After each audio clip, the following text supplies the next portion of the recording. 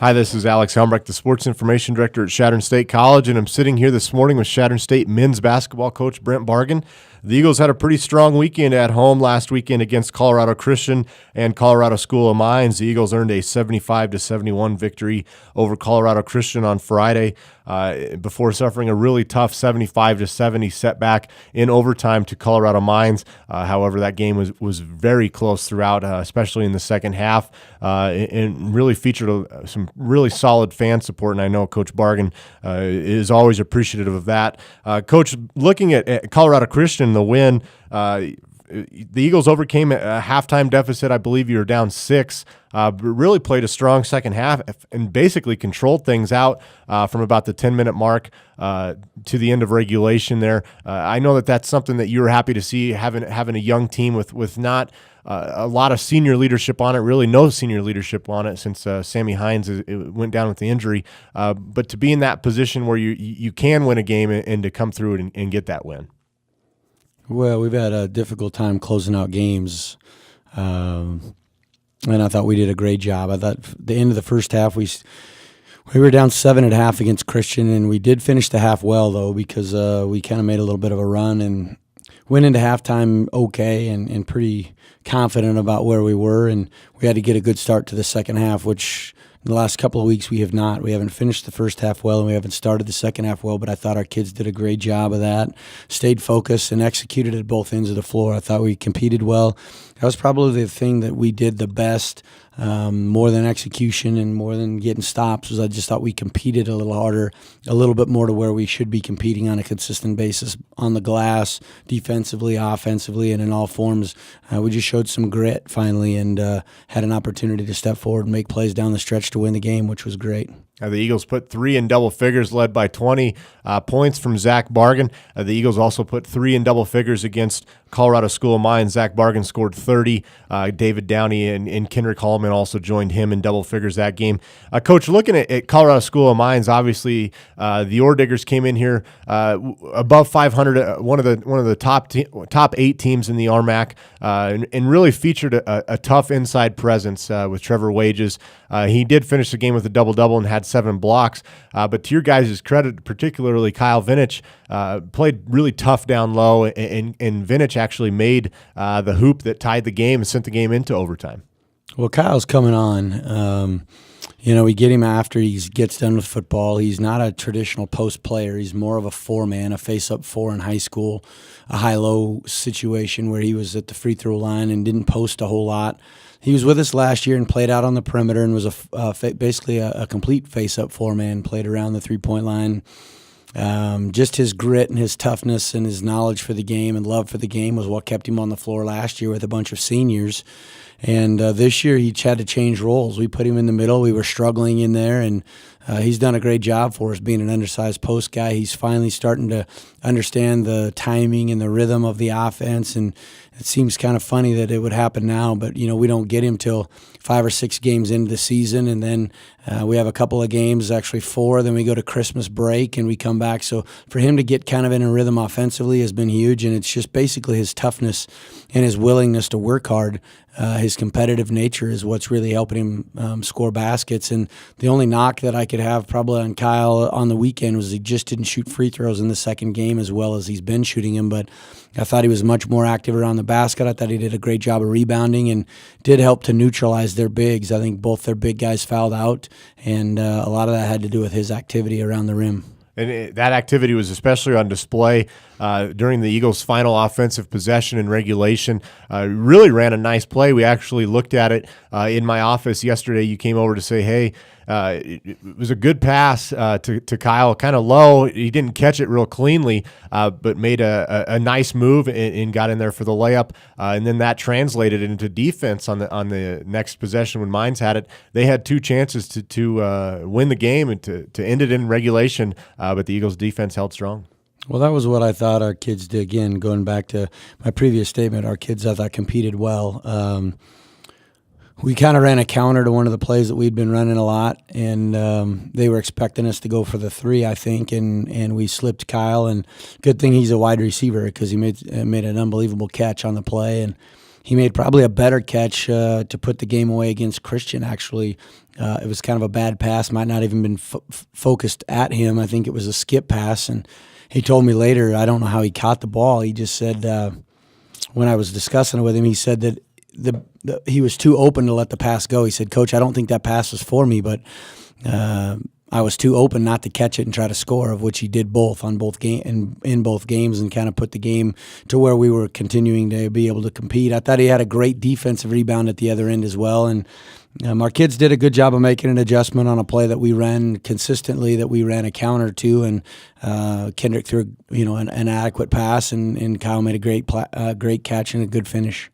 Well, the Eagles will be back in action this weekend. It'll be their final back-to-back Rocky Mountain Athletic games of the 2012-2013 season. They will play at UCCS Friday at 7:30, and then that'll be followed by a game Saturday at Pueblo, also at 7:30. Coach, looking at the University of Colorado Springs, they're currently ranked 12th in the RMAC. They defeated the Eagles 92-73 here, but they've really had a kind of a tough stretch there lately. They've lost 3 in a row, including games at Pueblo, at Adams State, and at Fort Lewis. And they're finally back at home after splitting against Western New Mexico and New Mexico Highlands earlier this month. Coach, what do you know about UCCS? Obviously a team that you're familiar with. You played them here, but what's it going to take for the Eagles to get out of there with a win? Well, they've lost 4 of their last 5 games. They've only won 2 in their last 10, I think, but a majority of those games are all on the road. They had 4 straight losses, and they were all on the road, and then they split at home, and then they had 3 more losses, but those are all on the road. So they're a formidable team at home, and they've done a good job of winning games at home and had some good wins. I think for us to be able to go in there, I don't think we played our best game against them the last time around. We had played a tough game with Pueblo, who kind of sent us into a tailspin a little bit, and we did not compete very well in that game against UCCS, and you got to give UCCS credit. It was a close game down to the stretch, of which they blew open at the end. They executed, we did not, and they're long and active. They've got a good inside presence. He's very active, a good athlete. They got 3 guys in double figures, one at 17, one at 12, one at 11. And, every game, especially road games, are difficult in the RMAC. And then that'll be followed by Saturday's game at Pueblo. The Thunderwolves are currently 11-13 overall, 10-8 in the RMAC. They're actually 5th in the Rocky Mountain Athletic Conference. So if the playoffs started today, they would be the 5th team in. They've kind of split back and forth. They've won 4 of their last 6, including a game at Black Hills, as Coach mentioned, a game against Chadron State here, really where they shot lights out, especially from the 3-point range, which is something that they are apt to do. They've taken 715 attempts from long range this season, connecting on 243 of them. That's a 34%. Their opponents are also shooting at 34%, but have taken more than 200 less attempts than the Thunderwolves. They have 3 in double figures, led by Matt Rosenbaum at 13.1, and he is also one of their top rebounders at 4 per game. Well, Matt's a kid that we, being a regional kid, had some interest in, and he wanted to go to junior college to be able to see what he could get, but also to try to get a full scholarship, of which he was able to do at a junior college level. We weren't able to do that for him the second time around, and we didn't have quite the same reception when we attempted to contact him the second time around, and he ends up playing in our league. And I thought we did a great job of defending him the first time. I think he ended with 10 or 12 points, but they ran 2 plays specifically for him at the end of the game that got him an additional 5 points. And, Matt's a good shooter. He's a very quiet kid. He's a hard-working blue-collar kid. And, they're tough to guard. They've got 2 good point guards that I like. They do a great job at the point, starting with. They're athletic on the wings, and they've got a couple of decent inside guys. They're not as big as most RMAC teams in the post and in the lane, but those guys are very effective at what they do. And like I mentioned, their point guards are kind of run the show. They're the head of the snake, and then their best athletes are on the wings. Well, Coach, I know that the Eagles have finally picked up some of that momentum from this last weekend at home and got some of that consistency that you'd been looking for this season, especially after kind of a disappointing road trip at Western State and Colorado Mesa. What are your goals heading into this final back-to-back weekend of the RMAC? Well, I don't know how much momentum you have in one weekend, but I thought we did play well and we should have had 2 wins last weekend, in my opinion. I thought in the Mines game we played really well and just didn't finish one possession. It was the last possession of the game. We knew to get one guy that could beat us, and we got confused and had some miscommunication. And their kid had, guy that's shooting 29% from the three, nails a three in the corner, and that was disappointing. But I think our kids are upbeat, and our kids have had a good practice this week so far, and our kids are pretty focused.